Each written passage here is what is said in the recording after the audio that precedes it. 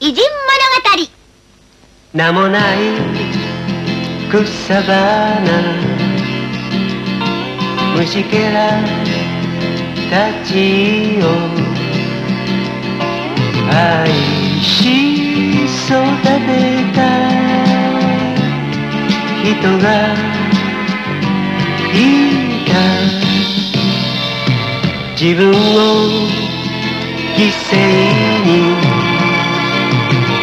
ふるさと国を戦い守った人もいた。後に続け青春たちよ、後に続け遅くはないさ。急ぐことは難しいが、時に振り返ることはもっと難しい。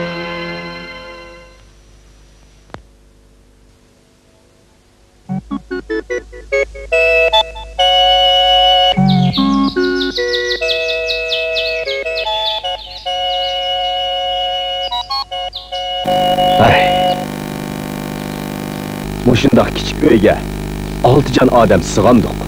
Yo'q, o'g'rininglar. Dadam o'lgandan keyin men mush uyning xo'jayini. Bundan keyingi ishlar mening deganim bo'yicha bo'ladi. Uqdilarmi? Xo'p. Endi uyga kiringlar. Mening ismim Fukuzawa Yokochi. Bu men 7 yoshga kirgan chaq. Biz ilgari Osakada turatdik. Dadam o'lib ketgandan keyin Kyoshyodagi Chiyokoga ko'chib kelgan edik. Akam dadamning o'rnida Chiyokodagi begimning xizmatini qilishga boshladi. O samuraylarning xislatiga xos bo'lgan madaniyat sohasini egallash uchun bir mezgil nihoyat test tushangili bo'ladigan kitoblarni o'qishga kirishib ketgan edi. Opam bilan ushadan bo'lsa oilaning yukini yengiltish uchun doim degidek jip-jig'in ishlarini tepib qiladi. Men bo'lsam bilib bo'ldim. Endi nima ish qilaman? Rost qozonamay. Kashni yasab qo'y.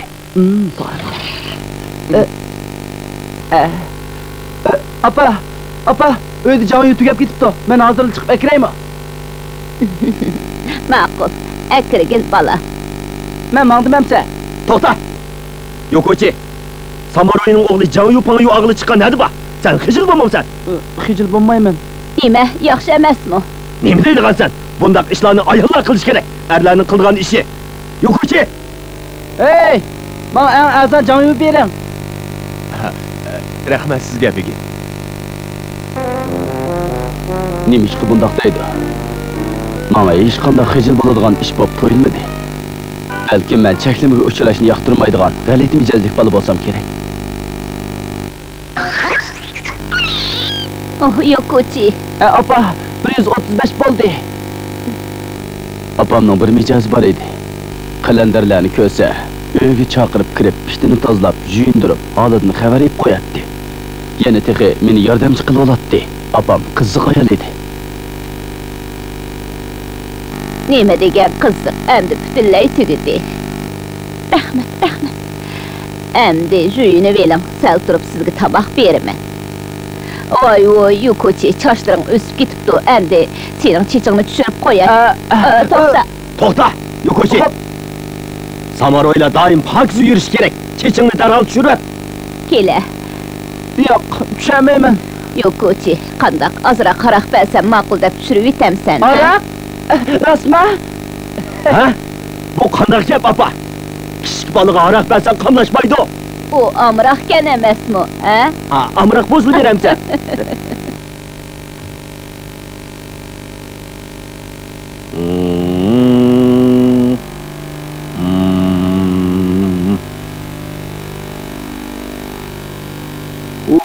Nima degan sesi?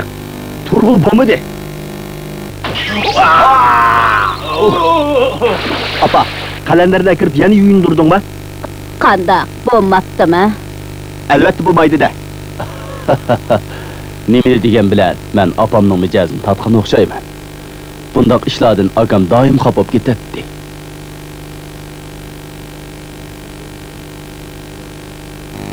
Kira uyga. Sen Samoroy'nun oğluga o'xshamsan. Bununla nimene fizilganligini bilemsen. Men degan xo'jayin. Ha. Buni dessang bo'ladi. Samoroy'nun oğlu bo'lib qolg'ini teqi. Qopamıg'in bexastalik qiptiman, bexastalik qiptiman. Jazolayman. Seni cho'qim jazolayman. Sen qarab tur. Jazolayman.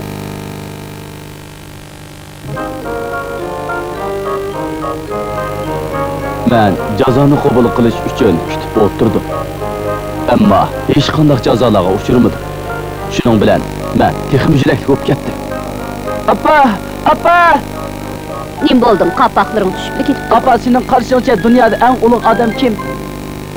Eng ulug' balkim iloh bo'ls kerak. Amisa ilohning ismini buni qog'ozga yozbagin. Nima qilasan? Sen so'rma yozbagin, apa. Voy, bu shundoq muhimmidi? Yezib beray.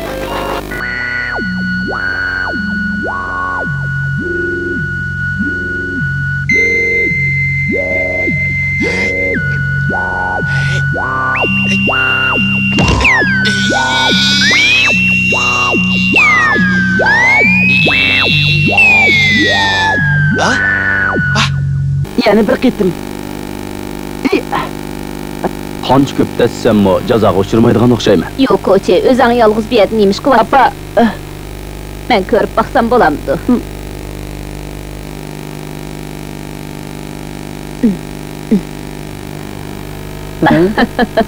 Rostni esa meningmi olli burilla sinab baqqim batdi. apa aslida senmi? Asta akam anglab qoldigan bo'lsa chataq bo'ladi. Xo'p. Kim o? Uyda nima qilyapsan? Vaqtning o'tishi bilan menmi 14 yoshga kirib qoldim. Keyin men oliy maktabda o'qigan bo'lsam-mo, amaliyotda u chog'larda meni xat savodim chiqmagan edi.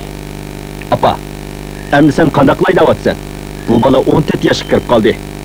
Texcha savodi chiqmadi. Amaliyotda u döt emas. Bir necha kundan keyin u o'qishga kirishib ketdi. O'qishni yomon ko'radigan bolaga nima amal bor deysan? Bir necha kun deysan. Zodi qancha kun? Shunga men doim opamning sababidan majburiy o'qimagan edim.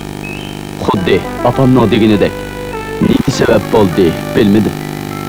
15 yoshga kirgan yili birdilla o'qishga qiziqib qoldim. Shuning bilan jon tikib degidek o'qishga kirishib ketdim.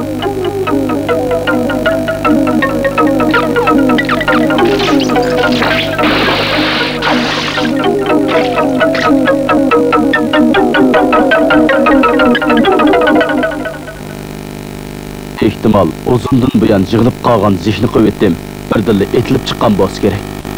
O'qish irodam texim kuchaydi. Men ko'p tarafli bilim olish uchun Nagasaki, Okasaga berib g'arbcha bilim olmoqchi bo'ldim. Oilamdagilar buningga qo'shildi. Akam garchi men qattiq talab qo'ygan bo'lsa-mo, mening ko'p tarafli bilim olishimga qo'shildi. Ammo uzun o'tmay o'ylamagan bir ish yuz berdi. Akam to'satdan og'rib o'lib ketdi. Fukuzawa oilasi to'rigidan ayrilgan edi.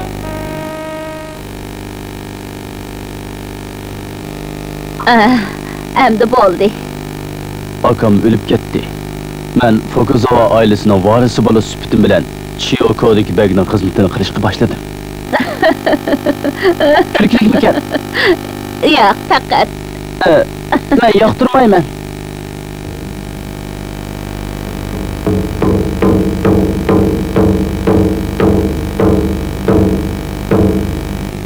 Qani xo'sh. Xo'sh emisa?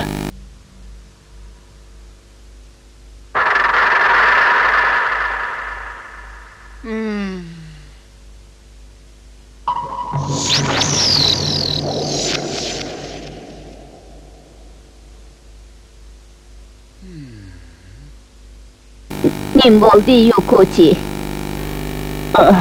Zerikib ketdim. Her gün aş ma'nisiz kitaplarını ko'rib, taniyoq o'yinlarni o'ynab, ichim bek siqilib ketdi. Nemish qechib ketmaysan, Yokochi? Sen Osaka qechib ketgan bo'lsang yaxshi bo'ladi. U yerda sen qiziqadigan narsa bor bo'lsa kerak. Men sana yaxshi ko'radigan narsangni tashlab etma demoqchi. Lekin akam ağırıp yetib qolgan chaqda xalqdan 40 sar tangini qarz olgan emasmidik. Yana kelib seni bu yerga yolg'iz tashlab qo'ysam bo'lmaydi-da. Men yolg'iz qolsam hech qisi yo'q. Teriqchilik, jipjingni ishini qilib kunimni ola olayman.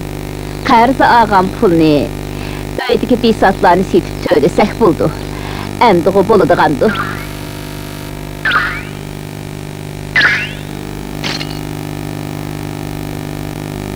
Xo'jayin, buni setib bitaylik. Opa, bu dadamning narsa emasmi? Lazımı yo'q. Hammani sotamdiq. Yo'q. Men opamning qaroridan bakma hayron qolgan edim. Hech nimani qoldirib qo'ymabdiq-ku. Hammani setib etdik. Yo'q, ko'chi, qachonli yo'lga chiqsam bo'ladi. Xo'p, Bu mening ixtiyorimdagi ish. Sen ansirmasangmi bo'ladi. Uqdingmi? rahmat. Mana bu Fukuzawa Yokochining balaliq davridagi hikoya. Fukuzawa Yokochi keyin Edo davridan Meiji davrigacha bo'lgan orliqda Yaponiyada nihoyat zo'r rahbarlik rolini o'ynadi. U ta'limnoma nomli bir kitobni yozdi. Ta'limnoma yoshlar orasida nihoyat zo'r ta'sir qo'zg'adi. Yokochi ta'limnomining birinchi betiga Xudo odamni odamdan yuqori yaratmagan, odamni odamdan to'g'ri yaratmagan deb yozgan edi. Demak, hamma odam mayli er, mayli ayol, mayli boy, mayli nomrod, mayli davlat tavalliga o'xshash bo'lmasin, hamma odam baparada, yuqori tavallik yo'q. Fukuzawa Yokochi aytgan bu bir jumla so'z opsidan miros qolgan bo'lib, eng muhim boyliqdir.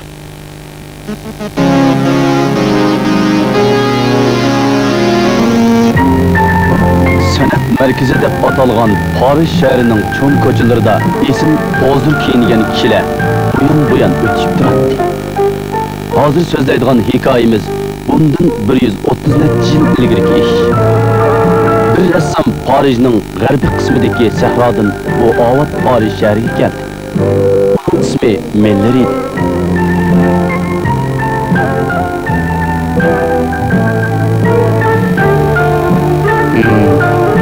Belki mush atrof bo'lsa kerak.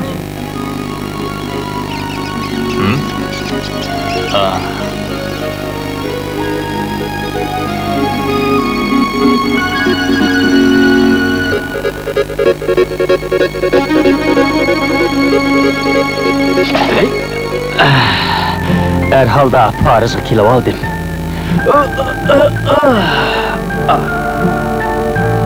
Millerga nisbatan bu uning 3-qitim Parijga kelishi edi. Oldingi 2 qitim Go'zal san'at maktabida o'qish, chizgan rasmlarini ko'rgazmaga qo'yish uchun kelgan edi. Endi bu qitim o'qishmaydi. Bu rasmsiz san'atini egallab bo'lgan edi. Bu qitim Parijga kunlarning bir kuni mustaqil bir rassom bo'lish istagi bilan kelgan edi. Miller yurtida chizgan rasmlarini olib, o'zi to'laydigan rasm savdogarining do'koniga keldi. Mender efendi, görüşmekle uzun boptu. Ben daim kişilerin sizden haberinizi anlap durmam. Anlasam siz profesör bopsiz. Nədikini mən rədd qılıb etdim. Aha, nimde rədd qıldınız? Sənət səviyyəmni texim yuqarı götürəydə rədd qıldım. Şuna siz bunu körüb baxsınız. Mana. Hakikaten yuqur maharet bilen siz çıkıpsız. Hakikaten obrazlık boptu. Ondaqda siz bu rəsmlərini sitib bəyən bolsanız. Yak, Beyler efendi. Ben bundaq resimlerinin setilişiğe kapaletlik kılanmayman. Lemiş qımındaq deysiz?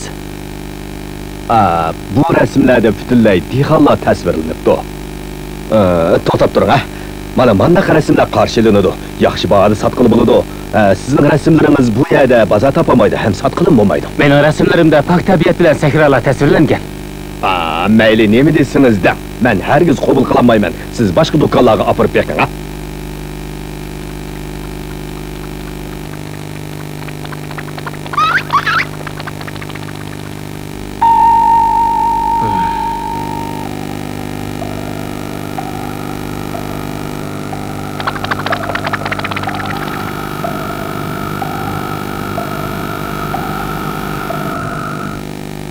Hay!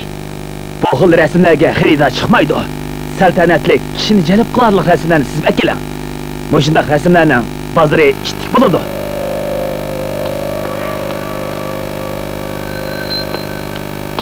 Efendi, ağ yol bolsun, kep durasız. Hey, tek çıkartmamsız o.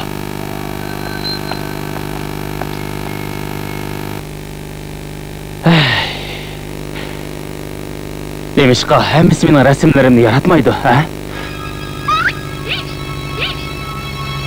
To'g'ri, qaraganda men texi pishmagan bo'lsam kerak. Bir necha parcha rasm chizibla o'zimni qaltis chaqlab ketgan o'xshayman. Bunda qilsam qanday bo'ladi? To'g'ri, davomli tirishman. Miller bel qo'yvatmadi. Uning armas talmas g'ayrati bor edi. O kech kunduzlab jon tikib degidek uydan taloga chiqmay rasm chizdi. Kunlar oqi-oqidan o'taverdi.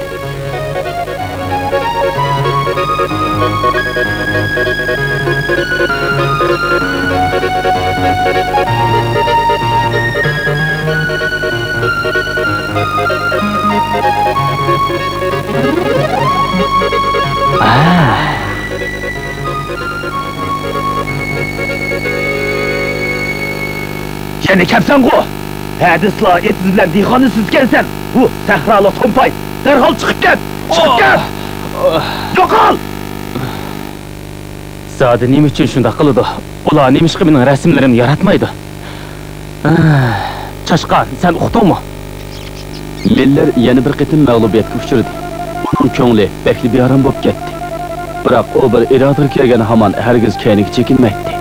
O ig'ri besiqlik bilan rasmlarning sivitini, odam bilan manzirlarning moslashishini tahlil qilib chiqib, yangidan fikr yurgizib, ijod qilishga iroda bog'ladi. Oyoq tugab qopti. Miller jon tikib sizgan bo'lsa-mu, lekin uning turmush rasxodi bir masala bo'lgan edi. Astagfirullah.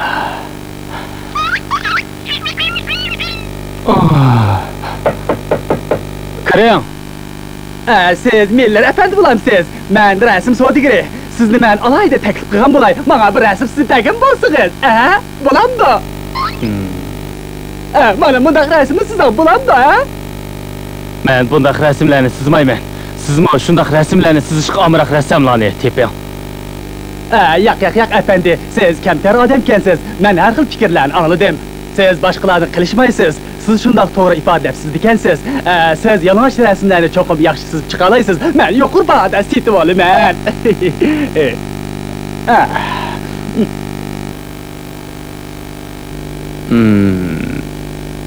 Qarar qiling efendi, Moshunda kelishdik emisa, moshunda qilsangiz, oqilona ish qilgan bo'lasiz. Bu oldin berilgan zakalat pul. Qolgan pulni rasmni chizib chiqarib bersangiz beraman. Emisa sizga topshirdim. Sizga topshirdim.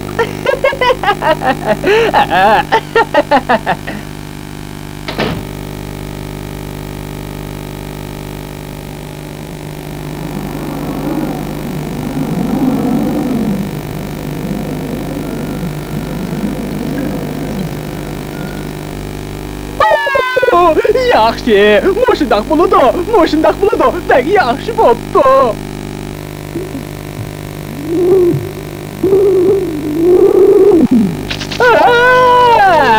Bak obdan bo'pti.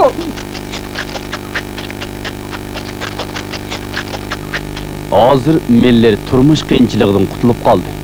Lekin bir kuni odatga o'xshash Miller zakaz qilgan rasmni rasm do'koniga bordi. Bu rasmni kim chizgandi? Miller ismli bir rassom chizibdi. Nomi chiqmagan odam. Rasmni noiti obdan chizibdi, ammo chinliq yo'q. Xaridorlarning so'zlari xuddi pichoqdek uning yuragiga sanjildi.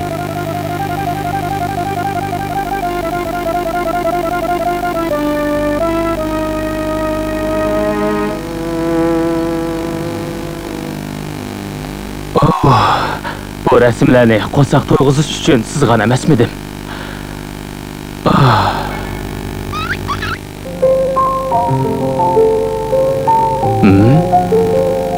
To'g'ri.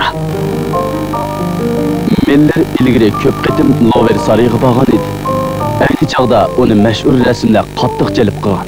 Ham nurg'un darslarni o'rganib olgan edi. Miller bugun bu yerga kelib, o'zining ruhini pok qilmoqchi bo'ldi. Miller o'tgan ishlarni esladi.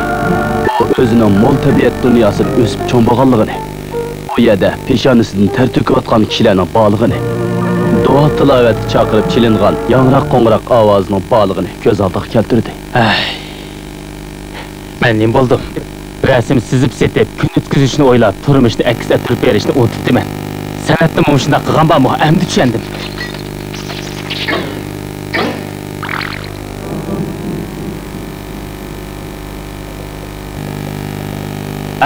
Xayr xo'sh. Bu saqtılık bilan to'lgan dunyoda Faqat yuzaki saxta narsalarga qiziqqanning nima foydasi? chiroyli yalang'och rasmlar, podshohlarning rasmlari. Faqat emgakchi xalqning qalbidan haqiqiy go'zallik paydo bo'ladi. Sakra, to'g'ri, sakra qo'shib ketay. Etiz eriqlarda yurib, peshonamdan ter to'kib, qalamim bilan tabiat dunyosini chizay, kishilik dunyosidagi chinlikni chizay.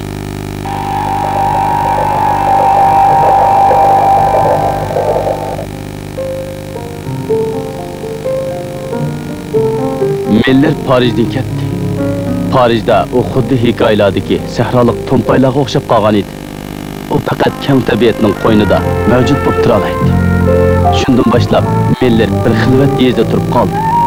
Har kuni jafo tortib ishlasimi, nomratlikdan qutlanmagan dehqon ayollarning obrazidan u mangulik go'zallikni topgan edi. U oqidan uzildirmay mashhur rasmlarni chizib chiqdi.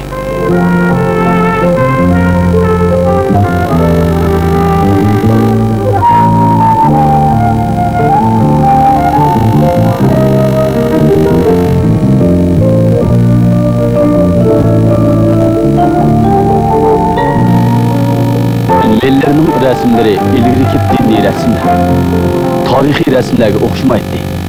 Miller chizgan rasmlar keyingi rassomlar orasida cho'ng ta'sir paydo qildi. Shuning bilan bir xil yangi yiqib turg'izildi. 遊び好きだけどちょっぴり我慢して